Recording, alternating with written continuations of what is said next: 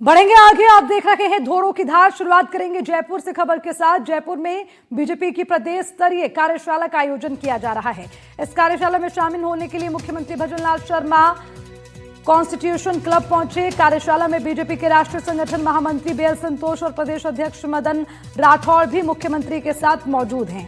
संगठन के पदाधिकारियों को भी इसमें बुलाया गया है। कार्यशाला में सभी जिले के अध्यक्ष, सभी जिले के प्रभारी, संभाग प्रभारी और सभी अग्रिम मोर्चे के प्रदेश अध्यक्ष इस बैठक में मौजूद हैं।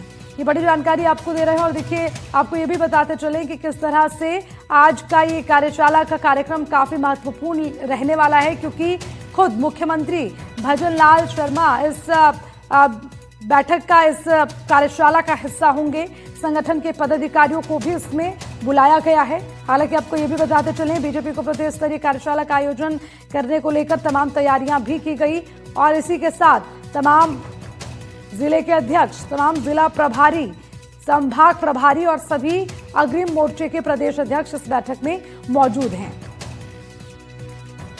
इस कार्यशाला में शामिल होने के लिए मुख्यमंत्री भजनलाल शर्मा कॉन्स्टिट्यूशन क्लब पहुंचे। कार्यशाला में बीजेपी के राष्ट्रीय संगठन महामंत्री बीएल संतोष और प्रदेश अध्यक्ष मदन राठौड़ भी उनके साथ मौजूद हैं। संगठन के पदाधिकारियों को भी इसमें बुलाया गया है। कार्यशाला में सभी जिले के अध्यक्ष हैं, उनकी मौजूदगी, जिला प्रभारी वो भी मौजूद, संभाग प्रभारी उनकी भी मौजूदगी और सभी अग्रिम मोर्चे के प्रदेश अध्यक्ष भी इस बैठक में मौजूद है। जिस लिहाज से ये बैठक काफी महत्वपूर्ण है और सबसे बड़ी बात यह कि खुद इस बैठक का हिस्सा हैं प्रदेश के मुख्यमंत्री भजनलाल शर्मा।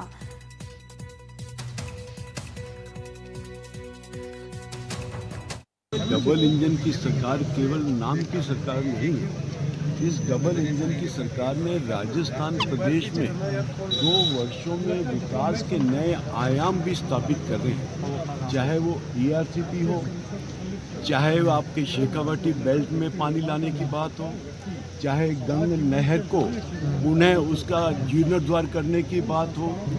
राजस्थान प्रदेश में पानी की समस्या सबसे अधिक थी और मैं समझता हूँ आने वाले समय में राजस्थान प्रदेश में पानी इतना हो जाएगा कि पीने के लिए भी उपलब्ध होगा और सिंचाई के लिए भी उपलब्ध होगा।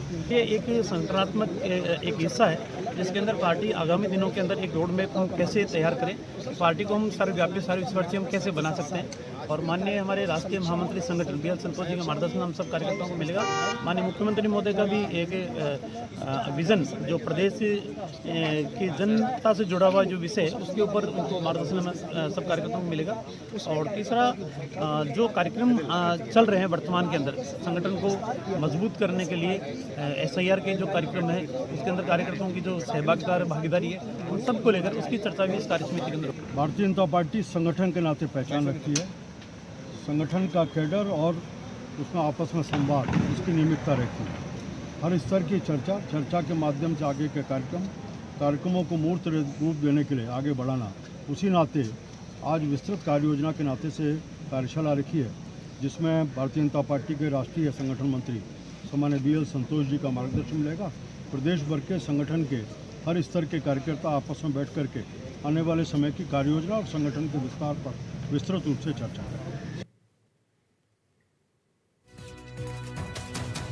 तो संगठन के सभी पदाधिकारी इस बैठक का हिस्सा। बीजेपी की प्रदेश स्तरीय कार्यशाला का आयोजन किया गया है और इस कार्यशाला में मुख्यमंत्री भजनलाल शर्मा, उसके अलावा तमाम जो महामंत्री हैं और उसी के साथ जितने जिला के अध्यक्ष हैं वो इस बैठक का हिस्सा रहेंगे। इसके अलावा आपको ये भी बताते चलें कि इस बैठक में अग्रिम मोर्चे के प्रदेश अध्यक्ष, जिला प्रभारी, संभाग प्रभारी सभी इस कार्यशाला में शामिल हैं।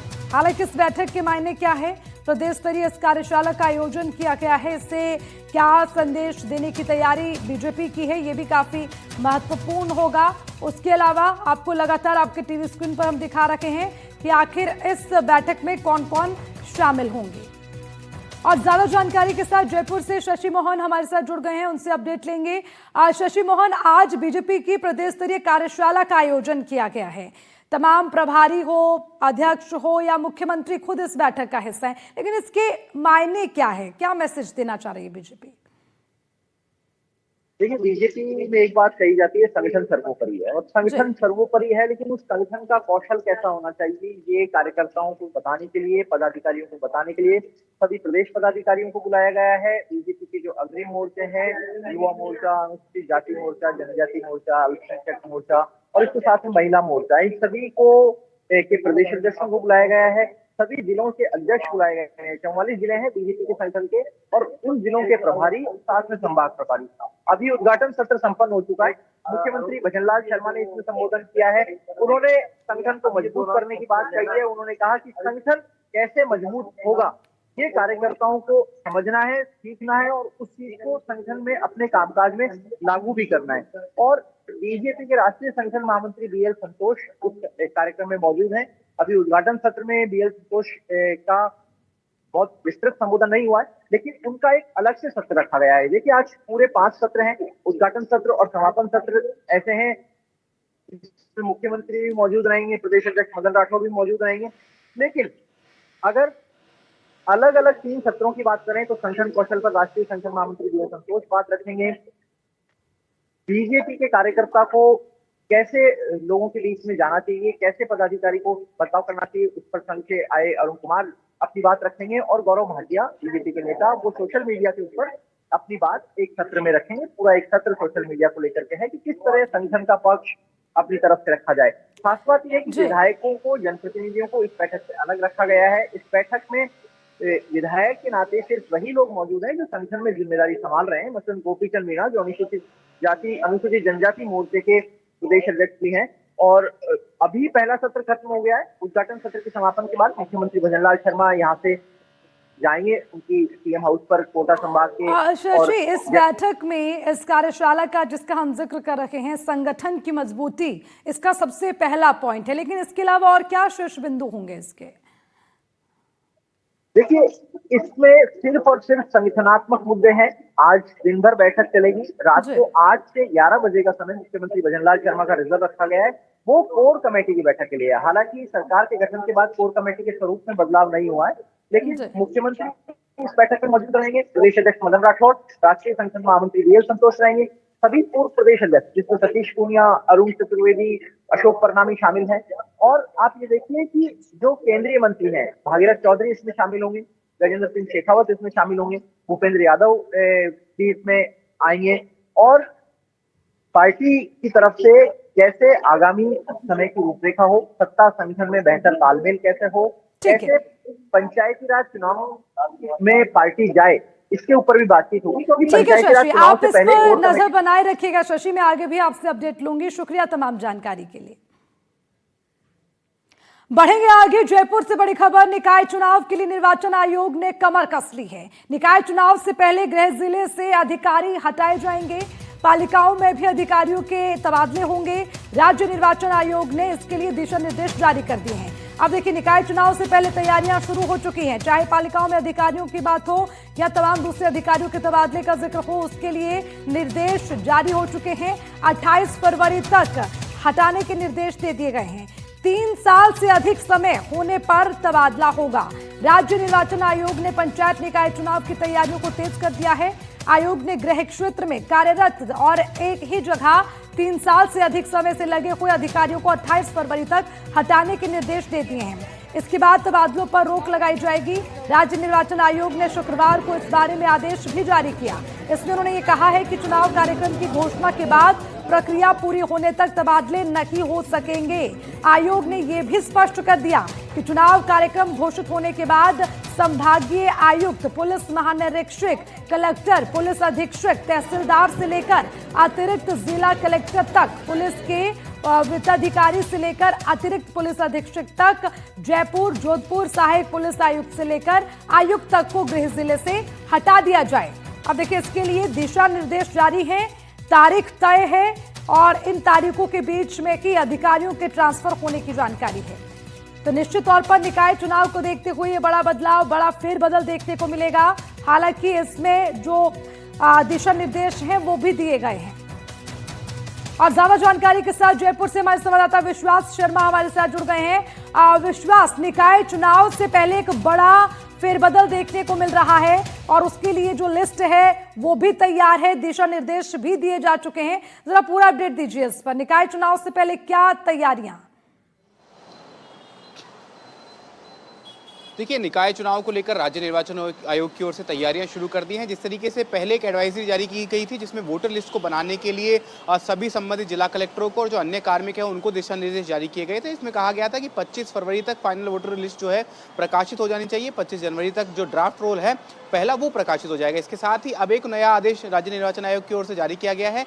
वे सभी अधिकारी जो कि चुनाव की जो भूमिका होती है उसमें उसको निभाते हैं या कहीं ना कहीं चुनाव को इन्फ्लुएंस कर सकते हैं, उन सभी अधिकारियों को गृह जिले से ट्रांसफर कर दिए जाएंगे। क्योंकि गृह जिले में आप कई लोगों को जानते हैं, कई पार्टी के लोगों से जुड़े होते हैं, कई लोगों का आपसे ताल्लुकात हो सकता है। तो इस तरीके का कोई अंदेशा ना रहे, कोई इस तरीके की बात ना रहे कि कहीं से भी किसी कार्मिक ने, किसी सरकारी कार्मिक ने चुनाव को प्रभावित करने की कोशिश की है।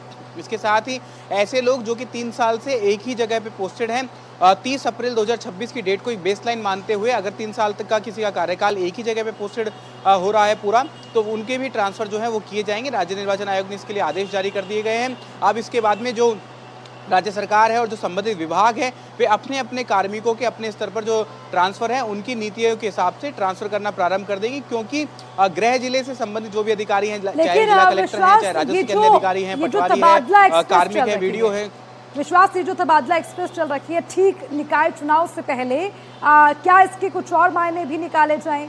जितने अधिकारी एक जगह पर हैं 3 साल से, ये भी समय बांधा गया है, उसके हिसाब से तबादले किए जाएंगे। तो इन तबादलों में क्या परफॉर्मेंस और कितना समय है, ये सारे मानक रहेंगे?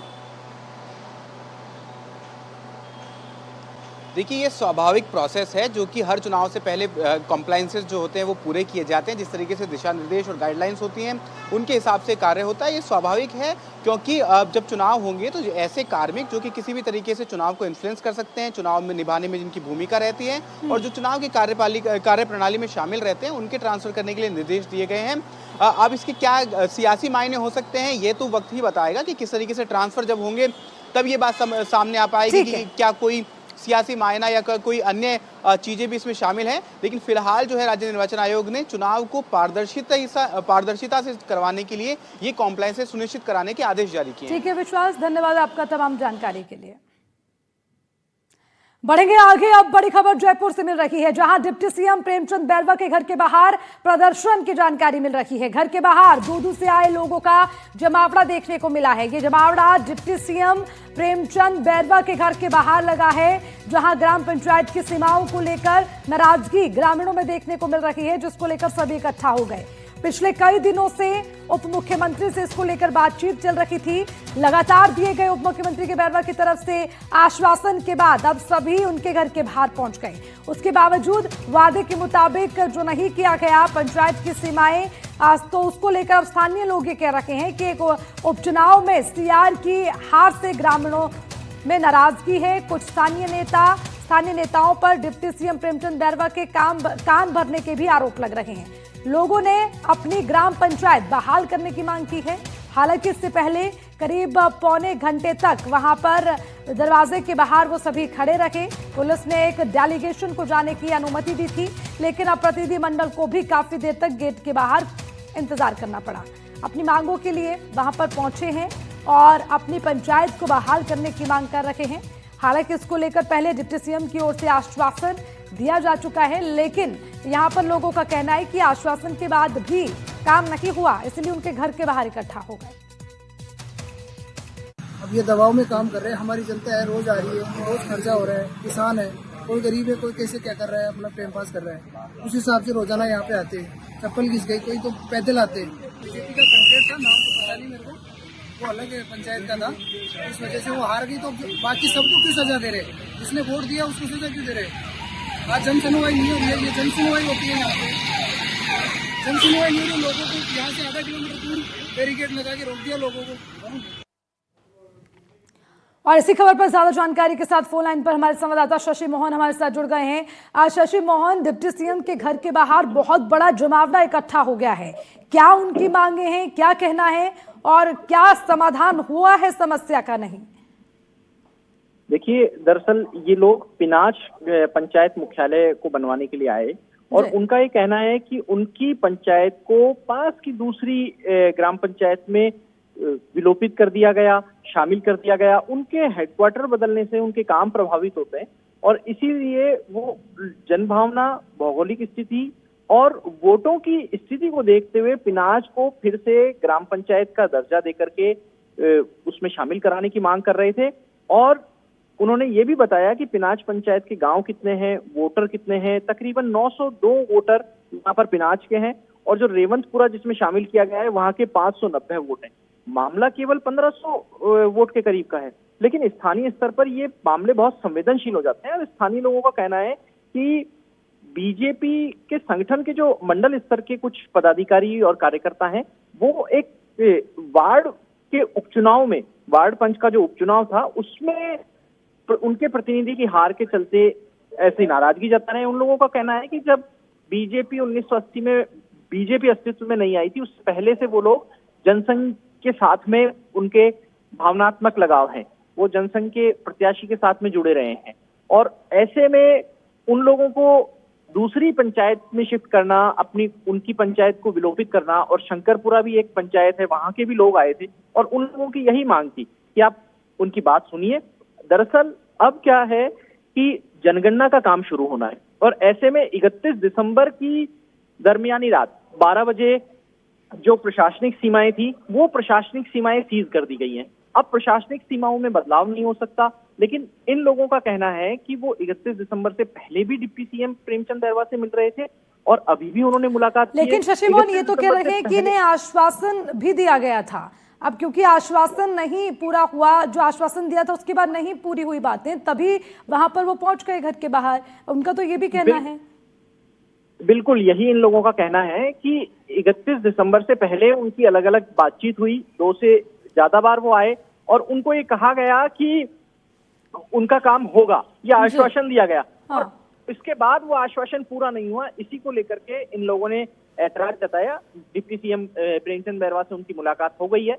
हालांकि डिप्टी सीएम ने एक बार फिर इन लोगों से बातचीत कही है कि वे सरकार के सामने, राजस्व मंत्री के सामने, मुख्यमंत्री के सामने उनका पक्ष रखेंगे, कोशिश करेंगे कि उनकी बात को सुना जाए, उनकी बात के ऊपर अमल हो। लेकिन एक तकनीकी पहलू जो सीमाओं के सीज होने का है वो भी है, इसलिए अभी इस तरह की दुश्वारियां इन लोगों को आ सकती है। बहुत बहुत शुक्रिया इस खबर पर तमाम जानकारी के लिए।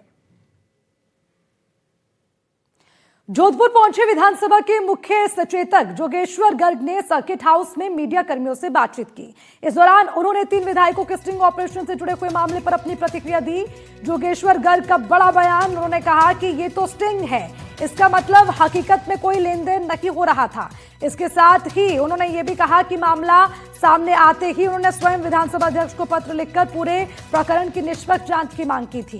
गर्ग ने यह भी बताया कि स्टिंग ऑपरेशन में सामने आए आरोपों को लेकर सदाचार समिति की ओर से जांच की जा रही है और समिति ने इस मामले से जुड़े जरूरी तथ्य और वीडियो साक्ष्य जुटा लिए हैं। तो अब देखिए किस तरह से तमाम बातों को लेकर वो कह रहे हैं कि जो स्टिंग ऑपरेशन हुआ उसमें किसी भी तरह की अगर हकीकत नहीं है, वो इस बात का भी जिक्र कर रहे हैं, यानी कि कोई लेन देन नहीं हुआ है, हकीकत में कोई लेन देन नहीं हुआ। विधायकों के स्टिंग ऑपरेशन पर उनका ये बड़ा बयान, सदाचार समिति मामले की जांच कर रही है और पूरे प्रकरण की निष्पक्ष जांच जारी है, ये भी उन्होंने कहा। विधानसभा के मुख्य सचेतक जोगेश्वर गर्ग का ये बड़ा बयान।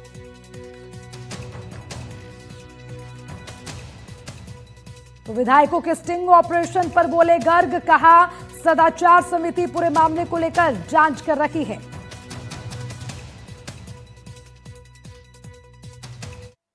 ये 3 का जो है उसमें स्टिंग है। स्टिंग का मतलब ये है कि हकीकत में कोई लेन देन नहीं हो रहा था, केवल बात हो रही थी। बात में भी कोई हाँ भरता है वो भी गलत है।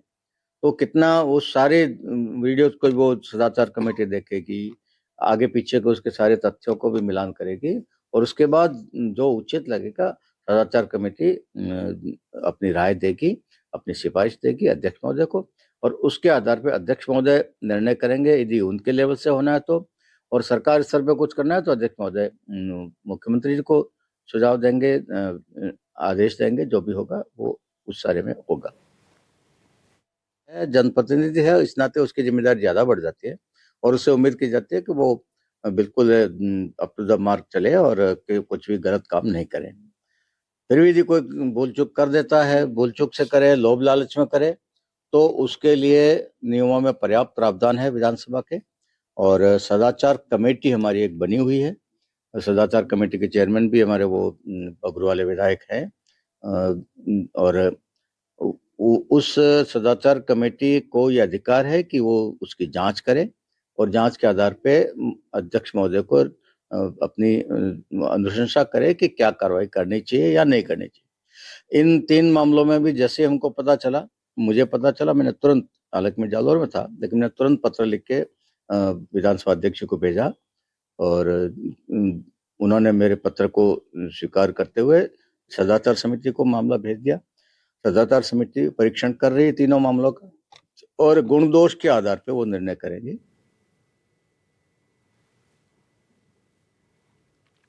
खबर जयपुर से है। जयपुर में विधायक निधि में कथित भ्रष्टाचार का मामला अब राजनीतिक घमासान का रूप ले चुका है। एक और विधानसभा की सदाचार समिति जांच में जुटी हुई है, तो वहीं दूसरी तरफ बीजेपी की अनुशासन समिति ने भी अपने ही विधायक रेवंत राम डांगा को नोटिस जारी कर दिया। लेकिन इसी बीच बीजेपी के प्रदेश अध्यक्ष मदन राठौड़ का एक बयान सियासी चर्चा का विषय बन गया, जिसमें उन्होंने डांगा को न्याय का मौका देने की बात कहते हुए कसाब तक की तुलना कर दी। इस बयान पर कांग्रेस ने हमला बोला।